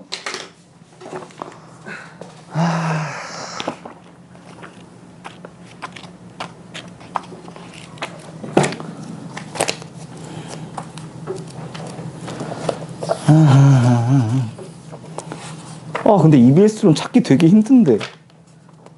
책 구조가 너무 다 이상. 이거 직접 구성 성분. 아씨. 요게 이제 3년 전에 문법에서 던졌다가 되게 많이 나오는 개념인데, 이 직접 구성 성분이라는 개념이거든요. 근데 이거는 쉽게 말하면 그냥 두 개로 쪼개면 되는 거야, 두 개로. 그래서 예를 들어서 놀이터 같은 경우는 지금 놀이와 터로 쪼갤 수 있는 거지. 그럼 여기서 놀이와 터가 놀이터의 직접 구성 성분이 되는 거야. 그러니까 일단 두 개로 쪼개면 돼. 이게 문장에서도 적용을 시킬 수가 있어요. 문장은 일단 주어부랑 서술부랑 쪼갠 다음에 그 다음에 또 쪼개 들어가는 거거든요. 자, 근데 문제는 이거야. 이거 더 쪼갤 수 없나? 그렇죠. 이 놀이가 지금 이로 쪼개져. 그지? 자, 그럼 여기서 저 이의 이름은 뭘까? 저 이의 이름은 오늘 배운 거니까 물어보겠죠? 접사. 이거 단원의 구성 성분으로 보는 게 맞는 거야? 아니면 앞이 용언이니까 용언의 활용적으로 보는 게 맞는 거야? 여기 지금 뭔데? 그럼 이거를 굳이 어간어미로 볼 건 아니지. 그지? 근데 노래 품사는 뭐야? 노래 품사. 동사지. 자, 요거 똑같은 거라고. 기본형은 놀다잖아. 그러니까 놀다니까 우리가 용언인지는 알겠어. 그러면 현재형 논다. 돼, 안 돼? 되지? 그죠? 내일 논다. 내일 논다는 비문이잖아. 되긴 하지. 그지? 놀고 싶다. 근데 그럼 저 동사란 말이야? 근데 놀이의 품사는 뭔데? 명사죠. 품사 바뀌었네? 저 이 이름 뭐야? 그쵸, 명사, 파생접사죠. 명사를 만들어줘요. 오케이? 그러니까 이런 식으로 찾아갈 수가 있다고, 용어를. 됐니? 자, 그러면 문제는 얘는 합성어야, 파생어야? 얘는 합성어야, 파생어야? 다 해놓고 왜 몰라? 이게 명사 파생 접사라며. 얘는 파생어지. 뭐지? 내가 뭘 잘못하고 있는 건가? 파생어잖아. 그지? 그래서 그 당시에 얘를 이제 뭐로 설명했냐면, 파생어를 직접 구성 성분으로 가지고 있는 합성어다라고 표현을 했어요. 이해 가니? 파생어를 직접 구성 성분으로 가지고 있는 합성어. 오케이? 근데 그때 애들이 이걸 보고 다들 멘탈이 좀 났어요. 합성어면 합성어고 파생어면 파생어지. 뭔 소리야? 이게 합성어야 파생어야 이런 식으로. 오케이? 근데 더 쪼갤 수는 있다라는 겁니다. 되니? 그래서 이 직접 구성 성분이라는 개념이 3년 전에 한번 평가원에서 나왔다가 6평인가 9평인가 나왔다가 애들을 조금 털어먹었거든요. 요거 기억 한번 하셨으면 좋겠고.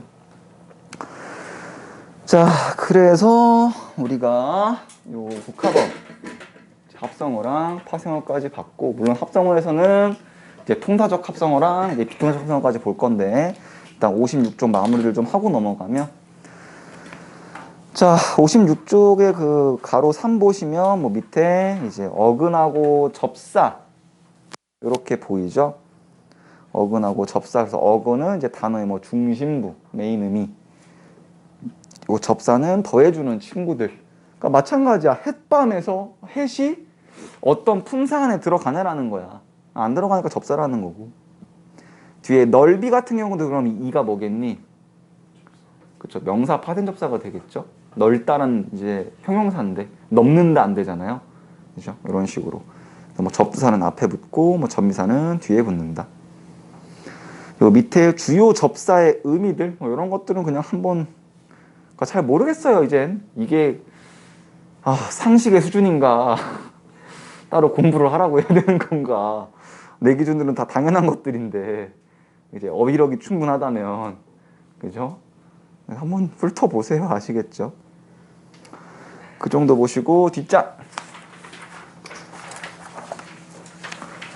자, 여기도 보시면 지금 뭐 단어의 짜임, 뭐 단일어와 복합어, 밑에 복합어의 종류, 뭐 합성어, 파생어, 그리고 밑에 이제 대등합성어냐, 뭐 종속합성어냐, 이건 근데 시험 문제 이렇게 많이 나오지는 않아요.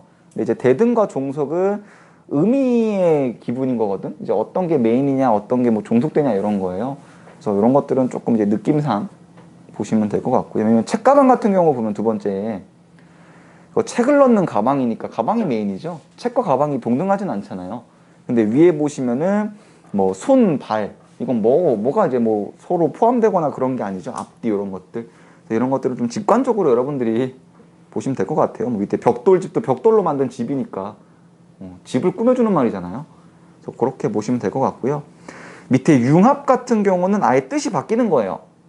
예를 들어 피땀 같은 경우는 이제 진짜 피와 땀이 아니죠. 진짜 피땀 흘리면 그럼 죽어요. 어딘가 아픈 거예요. 그래서 안 되고, 뭐 밤낮 같은 경우는 진짜 뭐 밤낮 하루를 얘기하는 게 아니니까 이런 것들이 알아두시고, 이제 통사적 합성어랑 비통사적까지 보고 오늘 마무리하면 되겠네요. 으아, 또 지워야겠네.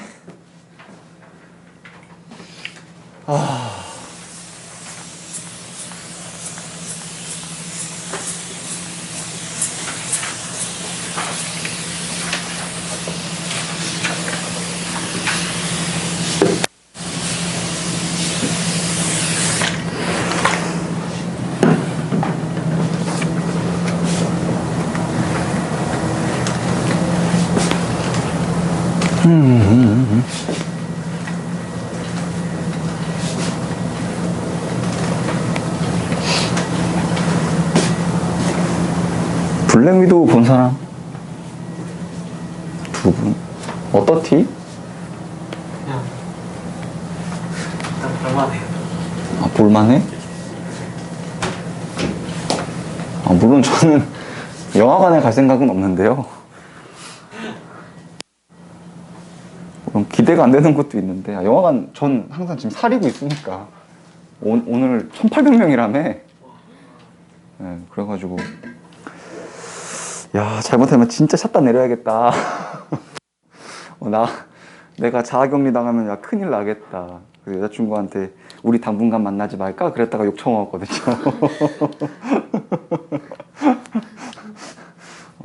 여자친구가 백화점에서 일하니까 아, 자기 조금 위험한 것 같아. 우리 좀 거리를 둘까? 이랬다가 욕 처먹었는데 쌉소리 하지 말라고.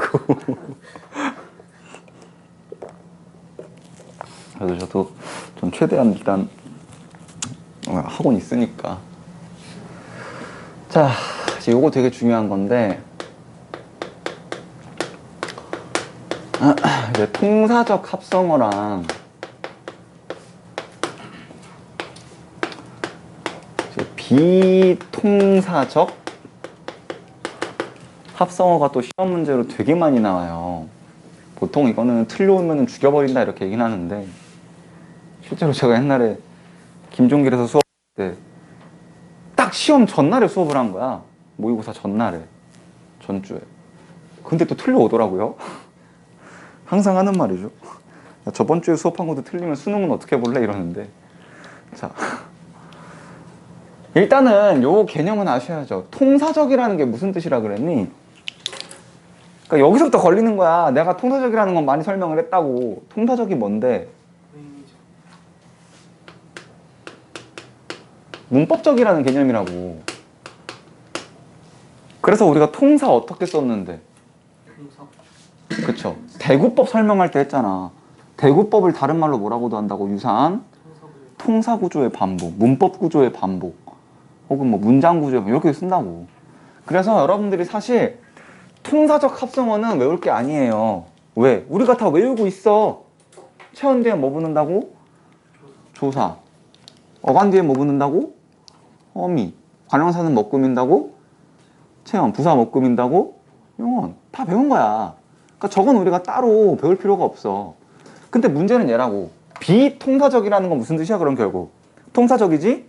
아는 친구들 얘기하는 거야. 즉 예외적인 애들을 묻는 거라고. 그러니까 우린 얘만 외워놓으면 돼. 얘는 굳이 뭐 다 아는 거니까.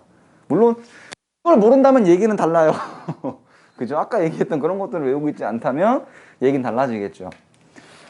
자, 그래서 비통사적은 크게 세 가지 정도 종류가 있는데, 일단 첫 번째,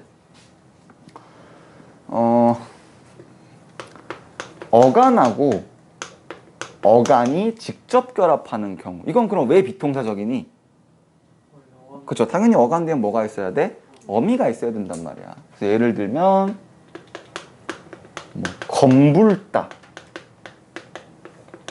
아니면 아까 나왔던 거네요, 노푸르다, 뭐 이런 친구들. 오케이. 그러니까 보니까 이걸 쪼개면 검다, 불다, 아 요렇게 되는구나.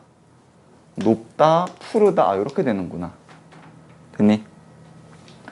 자, 그리고 뭐가 결합할 수 있냐면 어간하고 체연이 직접 결합하는 경우가 있어요. 어간하고 체연이. 그럼 요것도 마찬가지로 지금 어미가 없는 게 문제라는 거죠.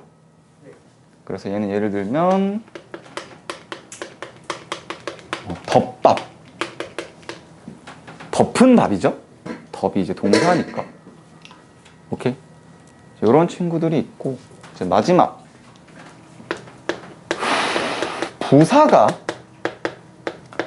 체언을 꾸며주는 경우가 있어요. 근데 저건 좀 애매하긴 해요. 왜냐면 부사는 실제로 체언을 좀 꾸며주는 부사들이 있긴 하거든요. 체언 수직 부사라 그래가지고. 그냥 부사는 좀 변태 같은 애예요. 아주 굉장히 이제 바람을 잘 피는 친구인데, 그냥 부사는 다 꾸며요. 못 꾸미는 애가 없어요. 억지로라도 꾸미면 다 문장 전체를 꾸미기도 하고, 임자 있는 체언을 꾸미기도 하고, 어쨌든 그런 친구인데, 얘 같은 경우는 조금 예시가 창피한데, 뭐 척척 박사라든지, 요즘은 쓰나? 척척 박사라는 말을. 저 어릴 땐 노래 불렀는데, 코카콜라 맛있어 이러면서 척척 박사님 알아맞혀 보세요 막 이러면서. 아니면 부슬비. 그러니까 이런 것들이 여러분들이 이제 또 문법을 찾아가는, 그러니까 품사를 찾아가는, 그러니까 이렇게 쪼갤 수 있을 것 같단 말이야. 그지? 그럼 생각해야 되는 게 척척이란 말이야. 척척이 어근이냐 접사냐의 문제인 거예요. 저게 어근이면 합성어일 거고, 어근이 아니면 품사에 없으면 저거는 파생어일 거란 말이야. 그지? 그럼 똑같은 거야. 척척을 해보라고. 척척으로 만들 수 있는 문장 뭐 있어? 그죠? 척척 해내다. 그러면 해내다를 꾸며주고 있네. 아, 그럼 저거 부사구나. 오케이? 이렇게 들어가야 된다고. 분명히 척척이라는 게 그 품사가 뭔지 이 중에서 외우고 있던 친구 당연히 없을 거라고. 근데도 맞출 수 있다고. 알겠니? 그럼 부술도 마찬가지죠. 부술은 왜? 그쵸? 비가 부슬부슬 내리다. 그럼 내리다를 꾸며주고 있네. 아, 그럼 부슬부슬은 부사구나. 이런 식으로. 오케이? 그래서 요게 비통사적 합성어의 개념입니다. 됐니? 자, 근데 여기서 또 시험 문제로 나오는 게 뭐가 있냐면요, 어쨌든 간 요거를 물어보거든요. 요거를 물어보는데 선택지에 뭐를 섞어 놓는 경우가 있냐면 파생어를 섞어 놓는 경우가 있어요. 그러면 파생어는 애초에 비통사적 합성어가 돼, 안 돼? 안 되죠. 그죠? 근데 왜 애들이 그걸 고를까? 그렇죠. 이게 어근인지 접사인지 구분이 안 돼서. 오케이? 그러니까 이렇게 비통사적 합성어를 물어볼 때는요, 보통은 사실은 그냥 합성어 중에서 물어보긴 하는데 가끔 함정으로 약간 품사 구분이 아리까리한 파생어들을 좀 넣는 경우가 있어요. 근데 그런 것들은 여러분들이 일단 합성어인지 파생어인지를 먼저 구분을 해야겠죠. 그거를 구분하는 방법은 아까 말씀드렸듯이 이제 문법 규칙적으로 따라 들어가시면 될 거고요. 됐니? 그래서 뭐 그 정도로 보시면 될 것 같고요. 요 밑에는 뭐 세 말인데 이거는 수능에 안 나오기 때문에 요거는 그냥 지우셔도 될 것 같고요. 그래서 실제로 여기서 문제 푸실 때 굳이 세 말은 안 푸셔도 됩니다. 문제 중에서 세 말 관련된 문제는 굳이 푸실 필요 없어요. 그건 너무 내신 스타일이고 수능에선 다루지 않는 내용이기 때문에. 오케이? 이거 단어까지 못 끝낼 줄 알았는데 단어까지 끝내기 때문에 숙제가 늘었겠죠. 근데 아마 다음 주까지 이거 둘 다 하는 건 조금 무리일 수 있거든요. 다음 주까지 일단 품사는 끝내 오시고요. 물론 이 다음 주라는 건 클리닉 얘기하는 겁니다. 아시겠죠? 다음 주 클리닉 때까지 저 품사는 끝내 오시고 한번 생각해 보세요. 솔직히 이거 생각보다 오래 걸리지 않거든요. 그냥 문제가 한 200몇 개이긴 한데 문제 자체가 되게 간단하고 기본적인 것들 물어보는 거기 때문에 그렇게 생각만큼 오래 걸리진 않아요. 그래서 한번 품사 풀어보시고 단어도 하실 수 있으면 하실 수 있는 만큼 그렇게 해서 다음 주에 하시고 다음 주는 이제 문장 들어가면 될 것 같네요. 됐죠? 그리고 한 가지 더 당부드리고 싶은 게 지금 진짜 빨리 나가는 거야. 원래 같은 경우면은 품사에서 저거 뭐 하나하나만 해도 물론 아이들이 좀 지쳐하는 것도 있으니까 농담도 조금 더 들어가고 예시 조금 더 보고 하면은 요 개념만 해도 거의 한 3시간, 4시간 봐요. 근데 지금 굉장히 많은 양을 막 짧은 시간에 때려 넣는 거기 때문에 그만큼 더 잘 날아가거든요. 그러니까 여러분들 이번 방학 동안 꼬박꼬박 복습하셔서 이제 까먹지 않도록 하셨으면 좋겠습니다. 왜? 이렇게 부르는 줄 알고. 됐니? 자, 그러면 오늘 여기까지 하고 다음 주 목요일에 늦지 않게 보도록 합시다. 수고하셨습니다.